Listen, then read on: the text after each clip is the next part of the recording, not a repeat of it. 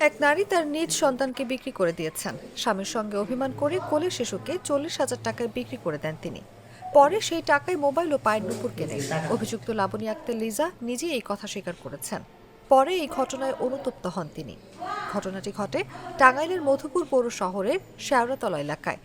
আমি যতটুকু শুনছি, যে বিক্রি করছে সে বলছে যে 45,000 টাকা বিক্রি করছে।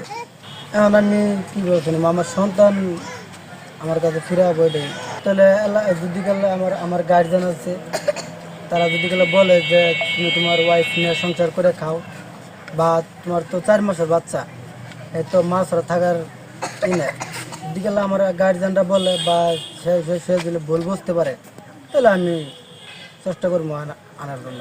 শিশুর পরিবার ও পুলিশ সূত্রে জানা যায়, পুন্ডুরা শেওড়াতলা এলাকায় রবিউল ইসলামের সঙ্গে লাবণী আক্তার লিজার 2 বছর আগে বিয়ে হয়। ফেসবুকে পরিচয় সূত্রে বিয়ে হয় তাদের। বিয়ের কিছুদিন পর থেকেই অসচ্ছলতার কারণে স্বামী স্ত্রীর মধ্যে মনোমালিন্য দেখা দেয়। লাবণী আক্তার লিজা বলেন, আমার মাথা ঠিক ছিল না। আমি মনির নামের একজনের সহায়তায় 10 এপ্রিল সিরাজগঞ্জের এক লোকের কাছে 40,000 টাকায় আমার ছেলেকে বিক্রি করি। ওই টাকা দিয়ে মোবাইল ও পায়ের নুপুর সাথে নাকের নথ কিনেছি। এটা আমার ভুল।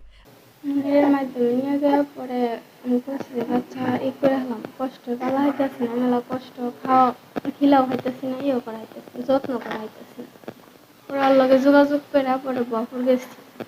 বপুর যাওয়ার পরে ও রাস্তায় দাঁড়িয়েছিল, পরে এক ব্যক্তি নিয়ে পরে যে বাবুরে দিছে, তারপর টেয়া দিছিল।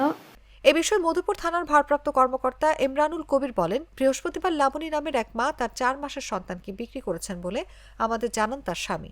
পরে পুলিশের একটি টিম অভিযান চালিয়ে শিশুটিকে উদ্ধার করে। এরপর শুক্রবার সকালে রবিউল লাবণী দম্পতির কাছে শিশুটিকে বুঝিয়ে দেওয়া হয়।